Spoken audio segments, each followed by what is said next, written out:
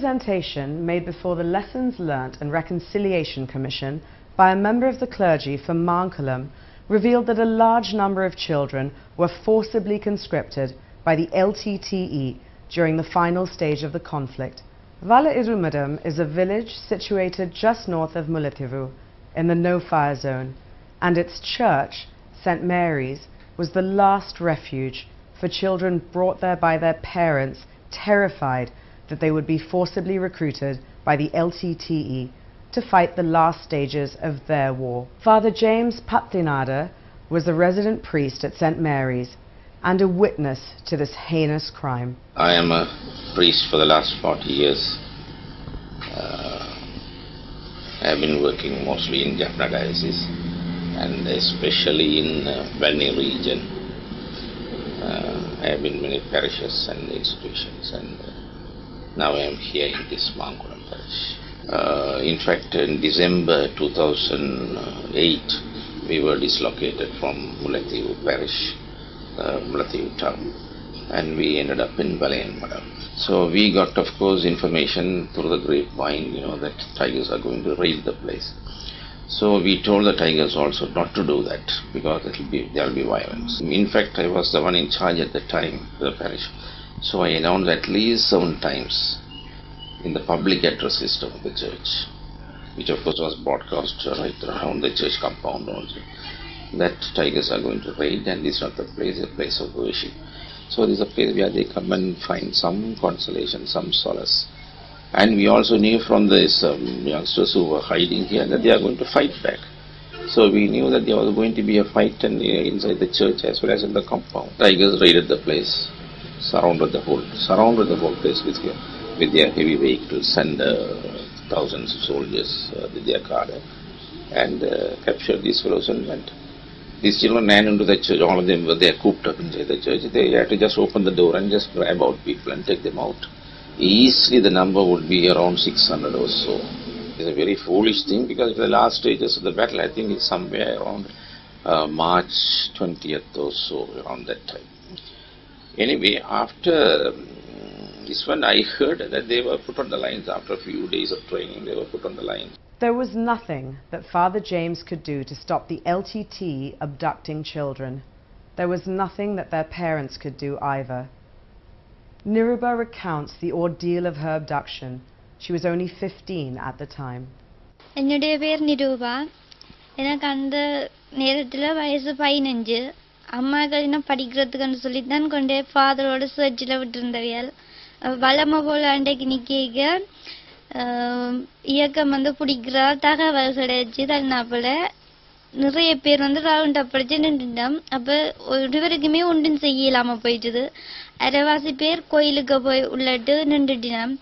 கோயிலுக்கு நின்ற அவளை பேரையும் அதுக்கே வச்சு கதவை மூடி நின்ற அவளை பேரையும் மேல துவக்கால சுட்டுச்சுட்டு ஒருவரும் ஓடக்கூட ஓடினா சுற்றுறோம் உள்ளுக்க நின்ற அவளை பேரையும் பிடிச்சவியல். நாங்க வெளியில நின்றவழியா எங்களுக்கு பிரச்சனை இல்லாம போயிட்டு நாங்க அப்படியே அதால பாஞ்சு போய் அங்க சுத்தி வர நிறைய வீடுகள் இருந்தது, அதுக்கு போய் இருந்துட்டோம். அது பிறகு எல்லாரையும் எடுத்து கொண்டு போனவியல். அதை விட அவைய பேரண்ட்ஸுக்கு எல்லாம் அடிச்சவியல். இவ்வளவு காலம் வச்சிருந்த நீங்கள் தானேன்னு சொல்லி அவையலுக்கும் அடிச்சு அவையில கதைக்க விடாம செய்தவியல். அதுக்கு பிறகு சார் நாங்கள் ஒரு சேச்சி பிள்ளைகள் வர வழிக்கிட்ட எங்களோட அம்மாக்கள் கொண்டு வந்து எங்களையும் சேச்சிக்க விட்டு நாங்கள் சேச்சிக்காக நிற்கிறது. வெளியில் போகிறையில் சாப்பாடெல்லாம் அங்கேருந்து வர்றது எங்களுக்கு சாப்பிட்றோம். நாங்கள் வீட்டில் இருந்தால் 25 சாப்பாடு வருது. ஒரே ஒரு கிணறு தான் சார், அதில் சின்ன கிணறுன்றது. அதை தான் சார் 2000 பேர்கிட்ட உள்ளுக்கு இருந்தால் அதை தான் பாவிக்கிறது. குளிக்க எங்கள் நேரம் டைம் கிடைக்காது. வெளியில் போகிறையில் டொய்லெட்டு பிள்ளைகள் சில கேர்ள்ஸ் எல்லாம் வந்து டொய்லெட்டுக்கும் போயிடலாம். டொய்லெட்டுக்கு போய் கடற்கரை சைட் தான் சார். அது விடிய பிள்ளைகள் 2 மணிக்கு 4 மணிக்கு அந்த அதுக்குள்ளே போய் வர்றது. பகலில் போனால் பிடிச்சிருவான்ட்டு அதுக்கு வேண்டி 4 மணிக்கு 2 மணிக்குன்னு போய் வர டொய்லெட்டுக்கு வந்தால் அவளுக்கு தான். பிறகு சார் சேச்சிக்கு இருக்க அந்த கேட்டால் இயக்கம் முதல் ஃபஸ்ட் டைம் ஒரு விடிய ஒரு 8 மணி இருக்கும் முதல் வந்தது. அதுக்காக தான் முதல் வேறு. பிறகு வந்தோடனே இதுக்கு முதல் சார் இங்கே பொடியல் இயக்கத்தில் ஓடி வந்த பொடியல் இருந்தாங்க. வந்தால் நாங்கள் பயப்படுவோம், நீங்கள் ஒருத்தன் வெளியில் போகலான்னு இருந்து அவங்களுக்கு இயக்கத்தில் ஆயுதம் ஆட்டு வச்சு இங்கே இருந்தவங்க இயக்கம் உள்ளுக்கு வரைக்க அவங்க இயக்கம் வந்தோடனே முழு பேரையும் இந்த பிடிச்சி அடிக்க வலிக்கிட இவங்களும் எடுத்து இயக்கத்தை சுட வலிக்கிட அவங்களும் சுட்டால எங்களை ஒரு 14 வயசு ஒரு தங்கச்சிக்கு இதில் வெடி பிடிச்சது. கொண்டு போயிட்டாங்க. கொண்டு போனோடனே இதுக்குள்ளே உள்ளுக்கு ஃபாதர் பிடிக்கணும்னு சொல்ல ஃபாதருக்கும் அடிக்க போய் பிள்ளைகளுக்கெல்லாம் அடித்து மேலே. Father James describes the shelling of St. Mary's Church.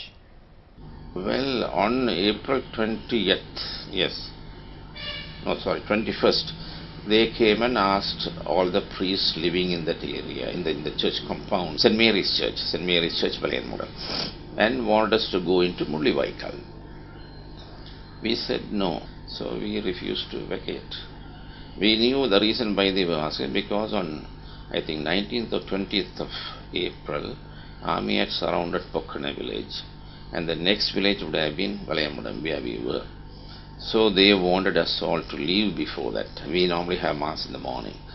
So one of our priests who came with me 2 days, 3 days after told me in Sambat Pravivaka that one of his close friends told him that he had come for early morning mass. That is, we normally have morning mass at 6:50. He had come at 5:45 or so. Then somebody was waiting there on the with a walkie, and then as soon as lights appeared on my room in the house where I was living, immediately he said, "Okay, ready," and he ran out. Immediately then the shell came and fell on my roof. I was injured, and 5 or 6, 4 people who were just lying adjoining the wall of the house got killed, and 8 or 9 were injured. Very next day they again fired, and another priest lost his leg. After that day ICRC ship came, fortunately, so I was evacuated and I was sent off to Pulmote, Padavi, and then ended up in Sambatpura and Voni. On the 17th of May 2009, between the hours of 4 a.m. and 5 a.m., 2 chillingly brutal acts of mass murder took place in Mullivaikal. By this time, the LTTE were retreating from government forces. Unable to take care of their wounded, they rounded them up and disabled cadre, which included women and forcibly recruited children, and they were brought here to Vele Mullivaikal, a point between Mullivaikal and Vaduvakal, just outside of an LTTE-run field hospital. They were asked to board a bus. Those who could not were helped in. This farcical act of kindness was the last they were to receive. எனது பெயர் கந்தையா ரவி. நான் புதுக்குடியிருப்பை சேர்ந்தேன்.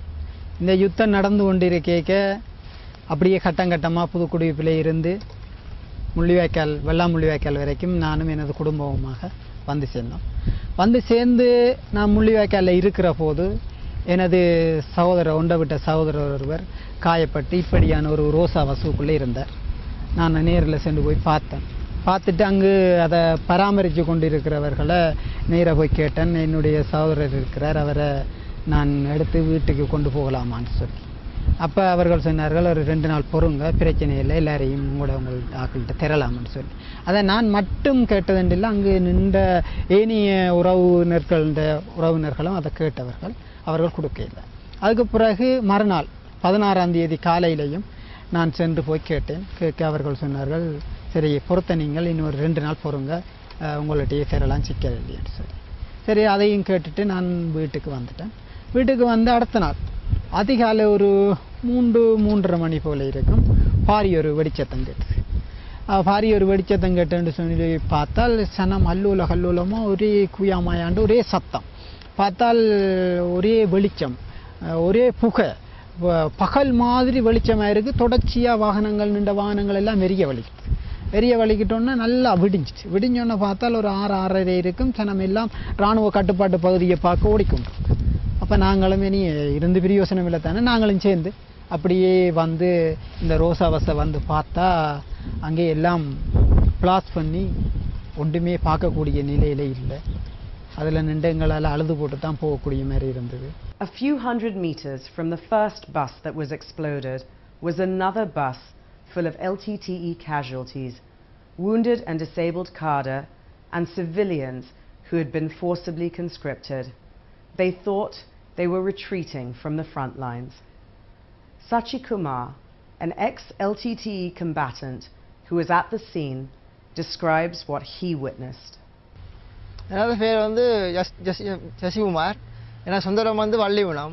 நான் வந்து 2007ஆம் ஆண்டு படித்தோன்னு இருக்கக்குள்ள வராகட்டாமல் பிடிச்சோன்னு வந்த போது நான் பிடிச்சிருக்கேன், அப்பா பிடிச்சிட்டாங்க. அப்பா பிடிச்சிட்டாங்க, அப்பா எடுக்கணுன்றதுக்காக நான் போய் விதலை நினைஞ்சு அவையே அந்த சில பைக்கெல்லாம் முடிச்சுட்டு பேருந்தன்னு சொன்னால் அவைய ஒரு கிளம்புன அந்த 2-3 கிளம்புன பூனேரி கிளம்புனா மஞ்சா கிளம்புன அங்கே நாங்கள் காயம்பட்டு வீட்டை வந்து நின்றோம். வீட்டை வந்து நின்றும் போது கடைசி வீடாக போயிடும். அப்புறம் சாலமல்லேருந்து நான் 5ஆம் மாதம் 15ஆம் தேதி இந்த பனைமரத்துக்குள்ளே வந்துருந்தாங்க. செலவெல்லாம் போகணும். அந்த பனைமரத்துக்குள்ளே வந்துருந்தாங்க. பேருந்து கடைசி கட்டம் 17ஆம் தேதி இந்த பாலத்துக்கு பக்கத்தை வந்துருந்தாங்க. பக்கத்தில் வந்து நின்றுனாங்க சனங்களோட வந்து இங்கே ஒரு 4 மணி அளவு இருக்கும். சனமெல்லாம் வந்து வலிக்கிட்ட ஒரு போராளி வந்து சொல்லிச்சுது, நாங்கள் வாகனத்தை வடிக்க பண்ண போகிறோம், ஒரு புகாங்க கொண்டு. பின் நாங்கள் எங்களுக்கு பீசனை பட்டு நாங்கள் ஒரு நீல கெண்டனப்பட்டியை பார்த்து நின்றாங்க. நீல கெண்டனப்பட்டியை பார்த்து நிற்க போய் அந்த பஸ்ஸுக்கு ஒரு காயக்கார கணக்கு பேர் இருந்தவைய இதுக்குள்ளே அந்த போராளி என்ன செய்து எங்களை முன்னுக்கு போய் நின்று அந்த வாகனத்தை படிக்க பண்ணி விட்டு ஓடுது. பின் நாங்களும் அதுக்கு பின்னால் ஓடக்குள்ள பார்த்தா அந்த வாகனம் ஃபுல்லாக கட்டி மண்டலமாக கிடக்குது. ஒன்றும் தெரியல. நடந்தது உண்மை சம்பவம். அங்கிட்டு பார்க்க சனம் உள்ளுக்கிட்ட காயக்காரன். These horrifying incidents of LTTE ruthlessness in executing those who they considered a liability are just two that have come to light. What is most conspicuous about the Channel 4 film is the strange silence on the LTTE's global network. Those who defend, whitewashed, fundraised and bolster war chests are as guilty as those who pull the trigger. Indeed, they are far more culpable than a forcibly recruited child who is made to carry out suicide missions. Those who handle the LTTE's global fundraising network are directly responsible for putting weapons in the hands of terrorists. They are not guilt-free, except perhaps in the eyes of Channel 4. But they would do well to unravel the unholy relationship between Nidhivayan of Tamil Eelam People Alliance of Norway, Suren Surendran of the British Tamil Forum, the not-so-good Reverend Father Emmanuel of the Global Tamil Forum in the UK, and the LTTE's long-time legal aid, Rudra Kumaran of the so-called transnational government of Tamil Eelam. One thing is clear. Those who funded, gave moral support, attended to logistics including the procurement of arms and ammunition, and who cannot use the LTTE tag because it's a banned terrorist organization in the countries that they are resident in, have reinvented themselves and now operate under different names and guises for the same destructive cause. Channel 4 is either ignorant and naive or more likely complicit.